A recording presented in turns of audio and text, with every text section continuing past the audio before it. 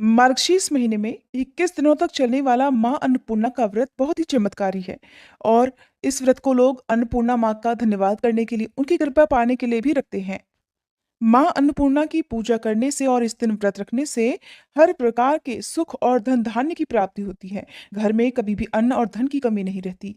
जो लोग किसी कारण से पूरे महीने 21 दिनों का उपवास ना रख पाए, ऐसे लोग यदि मार्गशीर्ष पूर्णिमा के दिन अन्नपूर्णा माँ का आशीर्वाद प्राप्त करने के लिए व्रत रखते हैं और व्रत की कथा पढ़ते सुनते हैं, विधि विधान से अपने रसोई घर की पूजा करते हैं, अन्नपूर्णा माँ को भोग लगाते हैं, उन्हें भी 21 दिनों के व्रत के पुण्य की ही प्राप्ति होती है। इस बारे में पुराणों में जो कथा प्रचलित है, उस कथा के अनुसार प्राचीन समय की बात है। काशी निवासी धनंजय की पत्नी का नाम सुलक्षणा था।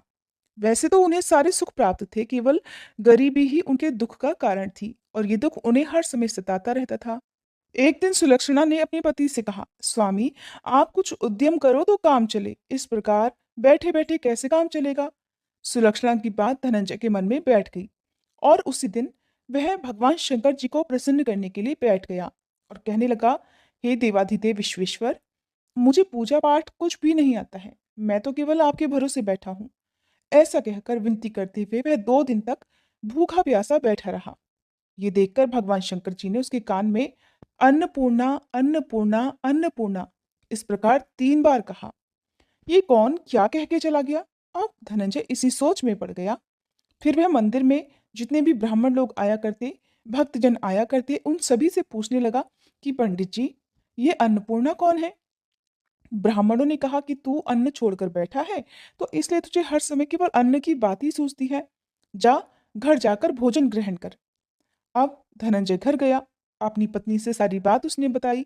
तो पत्नी कहने लगी, स्वामी, आप चिंता मत कीजिए। स्वयं शंकर जी ने ही ये मंत्र आपको दिया है और वे स्वयं ही इस बात को प्रकट करेंगे। आप फिर से जाकर उनकी आराधना कीजिए। धनंजय फिर से जैसे का तैसा, यानी कि बिना खाए पिए भगवान की पूजा में और ध्यान में बैठ गया। अब रात में शंकर जी ने फिर से उसके कान में आज्ञा दी, जा तू पूर्व दिशा में जा और रास्ते भर अन्नपूर्णा का नाम जपते रहना।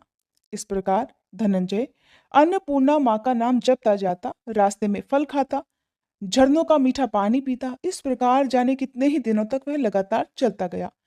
कई दिनों तक लगातार चलने के बाद उसे एक बहुत सुंदर वन मिला, जो चांदी की तरह उजला था।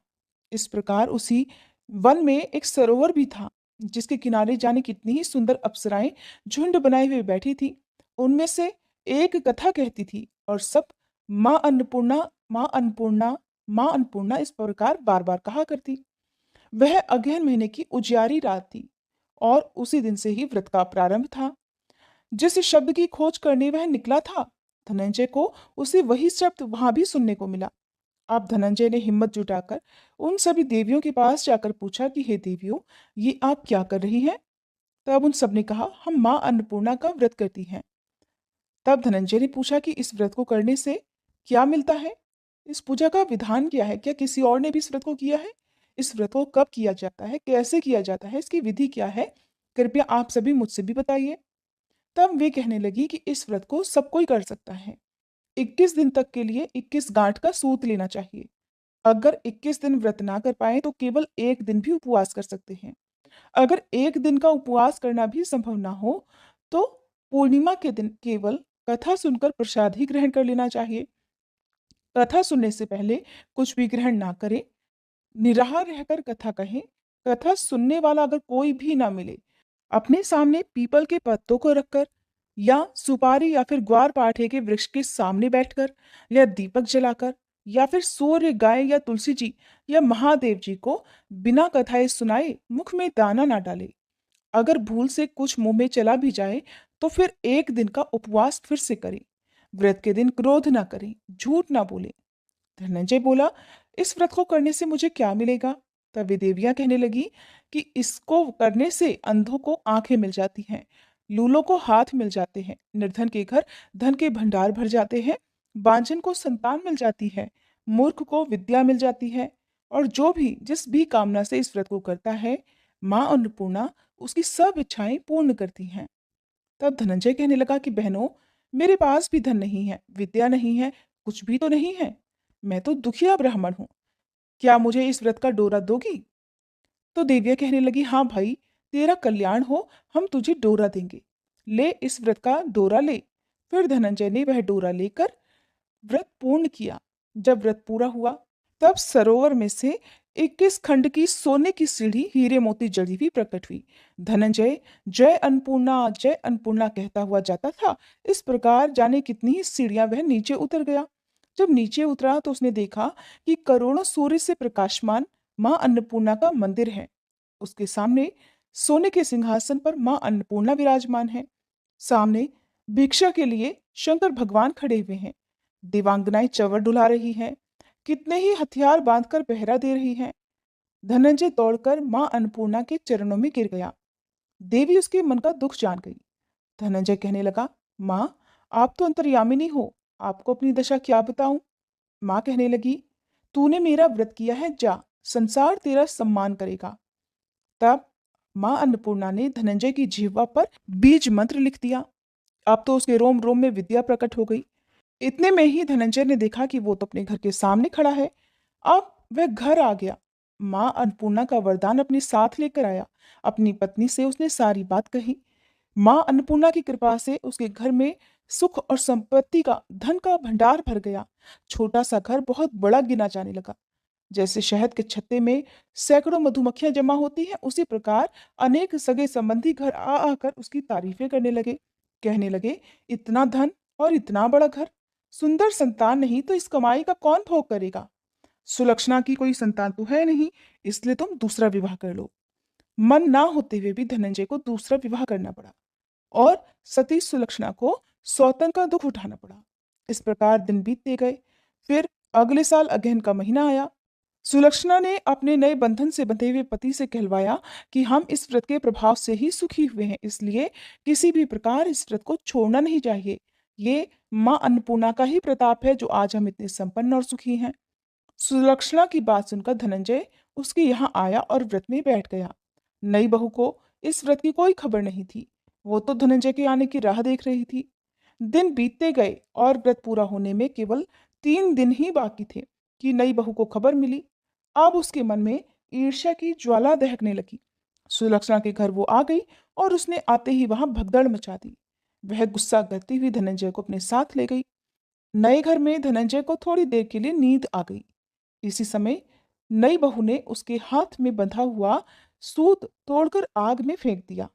अब तो मां अन्नपूर्णा का क्रोध जाग उठा। घर में अचानक आग लगी, सब कुछ उस आग में जलकर खाक हो गया। सुलक्षणा जान गई और पति को फिर अपने घर ले आई। उधर नई बहू रूठ कर अपने पिता के घर जा बैठी। पति को परमेश्वर मानने वाली सुलक्षणा बोली, नाथ, घबराना नहीं, माँ की कृपा तो अलौकिक है। पुत्र कुपुत्र हो जाता है लेकिन माँ कुमाता कभी नहीं होती। अब आप श्रद्धा और भक्ति से माँ अन्नपूर्णा की आराधना शुरू कर दो, वो जरूर हमारा कल्याण करेंगी। अब धनंजय फिर से माँ अन्नपूर्णा की पूजा करने लगा। उसी प्रकार उसने पूजा की। फिर से वही सरोवर सीढ़ी प्रकट हुई। उसमें वह माँ अन्नपूर्णा का नाम लेकर उतर गया। वहां जाकर वह माँ के चरणों में रोने लगा। माँ प्रसन्न होकर बोली, ले, ये मेरे सोने की मूर्ति ले, तू उसकी पूजा करना, तू फिर से सुखी हो जाएगा। जा, तुझे मेरा आशीर्वाद है। तेरी पत्नी सुलक्षणा ने श्रद्धा से मेरा व्रत किया है, उसे मैंने पुत्र दे दिया है।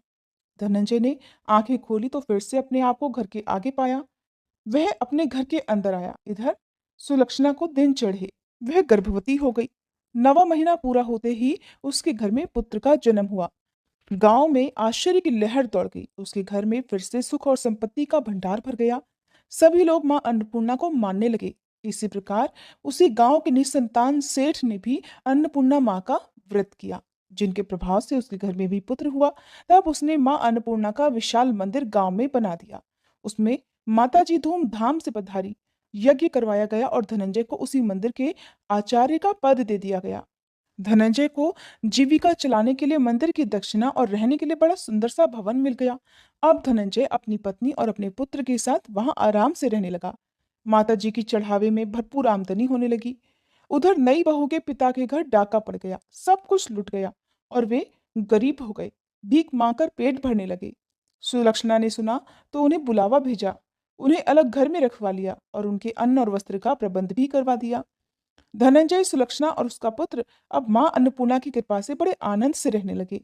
हे माँ अन्नपूर्णा, जैसे आपने उनके घर में भंडार भरे, वैसे ही सबके भरना। इस कथा को कहने, सुनने और हुंकारा भरने वालों के घर में कभी अन्न और धन की कमी न रहने देना। प्रेम से बोलिए, अन्नपूर्णा मैया की जय। अन्नपूर्णा व्रत की दूसरी पौराणिक कथा के अनुसार एक बार पृथ्वीलोक पर सूखा पड़ गया, जमीन बंजर हो गई, फसलें, फलों आदि की पैदावार न होने से जीवन पर संकट आ गया। तब भगवान शिव जी ने पृथ्वीवासियों के कल्याण के लिए एक भिखारी का रूप धारण किया और माँ पार्वती जी ने माँ अन्नपूर्णा का अवतार लिया। इसके बाद भगवान शिव ने माँ अन्नपूर्णा से भिक्षा में अन्न मांगा।